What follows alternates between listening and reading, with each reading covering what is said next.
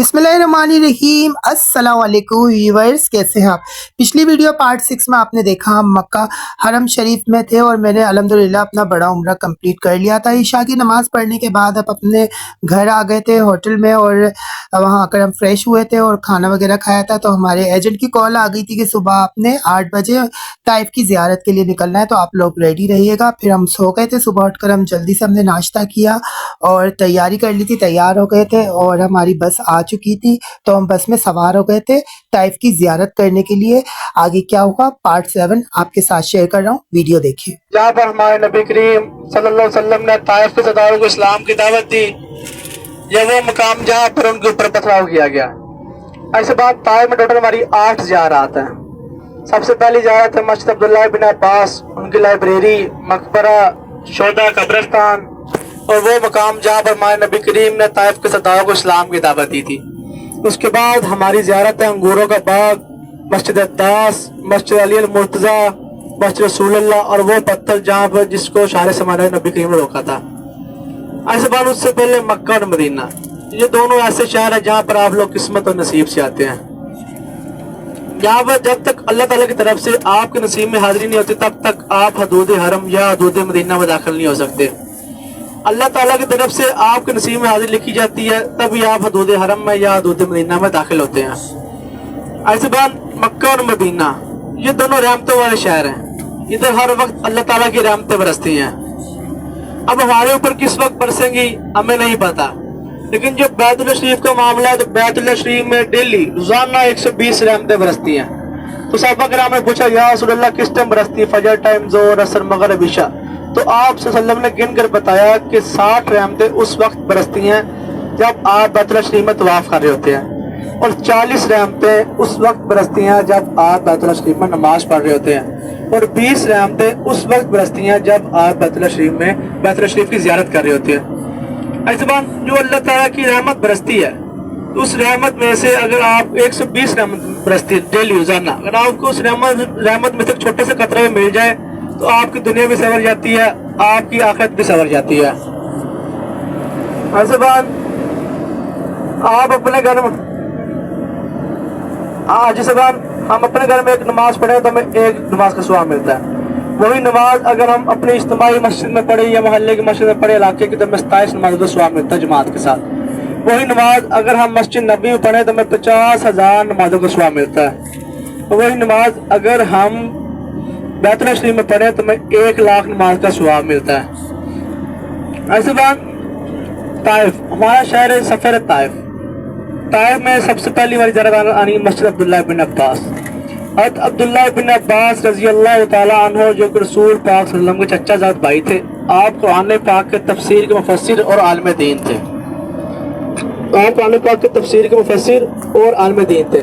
सहाबा किराम में सबसे पहले जो कुरान पाक के आलिम दीन के मुफस्सिर हुए थे उस वक्त अब्दुल्लाह बिन अब्बास रजी अल्लाह तआला अन्हु हुए थे। अब्दुल्लाह बिन अब्बास रजी अल्लाह तआला अन्हु तो गुट्टी मुबारक रसूल पाक सल्लल्लाहु अलैहि वसल्लम ने अपने लाल मुबारक से दी थी और अब्दुल्लाह बिन अब्बास ने अपना सारा बचपना रसूल पाक के पास गुजारा था। अब्दुल्लाह बिन अब्बास रज़ी अल्लाह तआला अन्हु ने अपनी सारी जवानी या अपनी सारी ज़िंदगी जो कि ताइफ शहर में गुजारी थी। हम उनकी मस्जिद, फिर उनका मदरसा, उनकी लाइब्रेरी में पत्थर पर, चमड़े पर, पत्थर पर लिखे हुए 1400 साल पहले कुरान पाक पढ़े, जिसकी हम ज़ियारत करेंगे। उसके बाद इस बाद हमारे तो जो मकाम दावत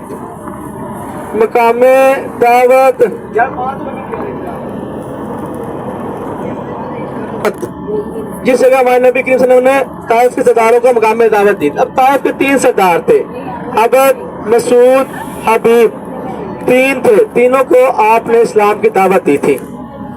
तो तीनों ने आपकी दावत को बोलना की और आपके पीछे उन्होंने आवाज और 12 लड़के लगा दिए जिनके ऊपर आप सल्लम के ऊपर इन्होंने पथराव किया। मस्जिद अब्दुल्लाह बिन अब्बास रजी अल्लाह तआला अन्हु से लेकर हमारी आखिरी ज़ियारत है मस्जिद रसूलुल्लाह, वहां तक सफर बनता है 5 किलोमीटर और 5 किलोमीटर ताइफ के जो जालिम जो नौजवान थे बाश गुंडे बैठ के उन्होंने आग ऊपर पथराव किया। आज हम जा रहे हैं, कारपेट रोड है, AC वाली गाड़ी है, हम जा रहे हैं। ہمیں محسوس نہیں ہے، لیکن اس وقت ہمارے نبی کریم صلی اللہ علیہ وسلم نے 10 دن میں یہ سفر طے کیا تھا۔ طائف کا سفر 10 دن میں ان پہاڑوں میں سے طے کیا تھا۔ یہ آپ کے سیدھے دیکھیں ایک دفعہ غار ثور زیارت کریں، اپنے سیدھے غار ثور زیارت کریں۔ یہ سب سے اوپر پتھر ہے، اس کے ساتھ چھوٹا پتھر ہے، یہ غار ثور ہے، اس کے اوپر ایک غار ہے۔ یہ ابھی آپ کے سیدھے ہاتھ، ابھی آپ کے سیدھے ایک سفید بلڈنگ آ رہی ہے، دیکھیں یہ غار ثور کا میوزیم بن رہا ہے، یہ غار ثور کا میوزیم بن رہا ہے۔ جب آپ 2025 میں حجاز کرام حج پہ آئیں گے تو آپ کو ویل چیئر کے ذریعے چیئر لفٹ کے ذریعے غار ثور کے اوپر لے کے جایا جائے گا۔ غار ثور اور غار ہیرا پہ آپ کو چیئر لفٹ کے ذریعے 2025 میں جو اوپر لے کے جایا جائے گا۔ ایسا بات جب آپ صلی اللہ علیہ وسلم نے سفر 10 دن میں طے کیا، کچھ سفر آپ نے پیدل طے کیا، کچھ سفر انہوں نے پیدل قید کیا، کچھ اپنے سفر پہ بیٹھ کے طے کیا۔ ایسے بات آج ہمیں محسوس نہیں ہو رہا کیونکہ ہمیں 2 گھنٹے میں کرنا۔ اس وقت سوچیے کہ ہمارے نبی کریم نے سفر کس طرح طے کیا ہوگا، کتنی مشکلات سے طے کیا ہوگا، لیکن کس لیے طے کیا؟ اپنی امت کے لیے طے کیا تاکہ ان کی امت کے اوپر کوئی درد نہ آئے، کوئی تکلیفیں نہ آئے۔ ہمیں دین اسلام جو کہ پلیٹ میں رکھ کے دیا گیا ہے ایک، کہ ہمیں اس میں کوئی تکلیفیں برداشت نہیں کرنی پڑی۔ ایسے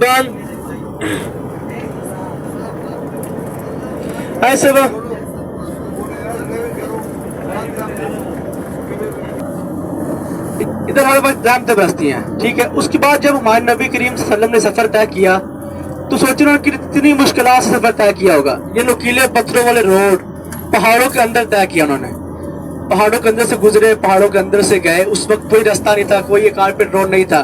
کس لیے گئے؟ کہ میری آنے والی امت یا میری جو آنے والی آگے امت ہے اس کے اوپر کوئی مشکلات نہ آئے، کوئی عذاب نہ آئے اللہ تعالیٰ کی طرف سے، ٹھیک ہے۔ اس بعد جب ہمارے نبی کریم صلی اللہ علیہ وسلم نے اپنے نبوت کے 10ویں سال آپ نے سفر طے کیا، نبوت کے 10ویں سال آپ نے طائف کا سفر کیا۔ آپ نے پہلے مکہ میں لوگوں کا دین اسلام کی حق کی دعوت دیتے رہے، لیکن جب انہوں نے دعوت قبول نہ کی تو آپ نے کہا کہ میں کسی اور علاقے میں جا کے دعوت دیتا ہوں۔ طائف جو شہر ہے یہ مکہ صوبہ ہے، اس کا شہر ہے، مکہ کا یہ شہر ہے طائف۔ آپ نے کہا میں اس کے اندر جاتا ہوں، طائف کے لوگ اچھے ہیں، اس سے دعوت دیتا ہوں، کیونکہ طائف کے جتنے بڑے سردار تھے، مکہ کے جتنے بڑے سردار یا جو اتنے بڑے اس وقت امیر لوگ تھے، ان کے باغات وغیرہ سب کچھ طائف کے اندر اس وقت ہوتے تھے۔ تو آپ نے طائف کا سفر طے کیا۔ جب آپ نے سفر طائف شروع کیا تو آپ نے 10 دن میں پہلے سفر طے کیا۔ جب آپ طائف کیا تو آپ نے طائف کے 3 سرداروں کو اسلام کی دعوت دی، تو تینوں نے آپ کی دعوت قبول نہ کی، آپ کے پیچھے لڑکے لگا دی گنڈا ٹائپ، جنہوں نے آپ کے اوپر پتھراؤ کیا۔ ایسے بعد مسجد عبداللہ بن عباس میں ہم مقام دعوت زیارت کرنے کے بعد ہم جائیں گے مسجد رسول اللہ پر۔ مسجد رسول اللہ میں وہ پتھر پڑا ہوا جہاں پر ہمارے نبی کریم صلی اللہ علیہ وسلم نے بیٹھ کر آرام فرمایا تھا، جس کے ساتھ کونی لگائی تھی، اسے مسجد کو بھی کہتے ہیں اور مسجد رسول اللہ بھی کہتے ہیں، اس کے 2 نام ہیں، ٹھیک ہے۔ اس کی زیارت کریں گے جس کے زمانے نبی۔ اس کے بعد انگوروں کا باغ ہے، انگوروں کا باغ تھا، وہ انگوروں کا باغ عتبہ بن ربیعہ اور شیبہ بن ربیعہ کا تھا، عتبہ بن ربیعہ شیبہ بن ربیعہ کا تھا۔ جب آپ صلی اللہ علیہ وسلم باغ میں تشریف لائے تو عتبہ بن ربیعہ جو کہ جنگ بدر میں جنگ کی کمانڈ کر رہا تھا، جنگ کا سلار تھا، کافروں کی طرف سے جنگ کی کمانڈ کر رہا تھا، عتبہ بن ربیعہ عمرو بن عمیر کا بیٹا تھا، عمرو بن عمیر بن اوف اس کا بیٹا تھا۔ ویسے بعد جب آپ صلی اللہ علیہ وسلم باغ میں تشریف لائے گئے تو آپ زخمی حالت میں تھے، لہو لہان تھے، آپ نے باغ میں بیٹھے جب آرام فرما رہے تھے تو عتبہ بن ربیعہ جب آپ کو دیکھا تو اس سے برداشت نہ ہوا، کہتا کہ طائف کے لوگوں نے آئیے کیا ظلم کر دیا آپ کے اوپر۔ اب اس نے پلیٹ اٹھائی، اس کے اندر انگور توڑے، پلیٹ اٹھائی، اب اس کے اندر انگور توڑے اور آپ سلم کو دینے کے لیے جا رہا، لیکن شرم کے مارے نہیں جا رہا تھا، کیوں؟ دشمنی کا معاملہ تھا۔ تو اس نے اپنے نوکر داس رضی اللہ تعالیٰ عنہ کو بلایا، داس کو بلایا، جو کہا جاؤ محمد مصطفیٰ کا انگور پیش کر کے آؤ، اگر وہ کھا لیں تو ٹھیک ہے، اگر وہ نہ کھائے تو انہیں کہنا آپ کا آپ کی رشتہ داری کا واسطہ، آپ انگور کھا لیں واپس نہ کریں۔ داس رضی اللہ تعالیٰ عنہ جب آپ وسلم کا انگور پیش کیے تو آپ نے پڑھا بسم اللہ الرحمن الرحیم۔ داس نے کہا یہ کلمات میں نے پہلے کبھی نہیں سنے، تو آپ کدھر سے ہیں؟ تو آپ وسلم نے پوچھا آپ کدھر سے ہیں؟ تو داس رضی اللہ تعالیٰ نے بتایا کہ میں عراق کی شہر نینوا سے ہوں، تو میں مسیح ہوں، عیسائی ہوں، مطلب کہ میرا مذہب عیسائیت ہے۔ تو آپ صلی اللہ علیہ وسلم نے فرمایا آپ میرے بھائی جنس کی علاقے سے ہو، بستی سے ہو؟ تو اس نے کہا جی۔ تو حضرت عباس حیران رہ گئے کہ اس نے پوچھا کہ آپ کس طرح جانتے ہیں؟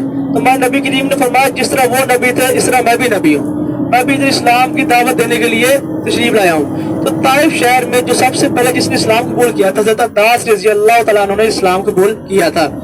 इंशाल्लाह उनकी मस्जिद जिस जगह वो नमाज पढ़ा करते थे उनकी मस्जिद की ज़ियारत करेंगे, वहाँ पे इंशाल्लाह हम 2 नफल पढ़ेंगे अगर रश ना हुआ तो।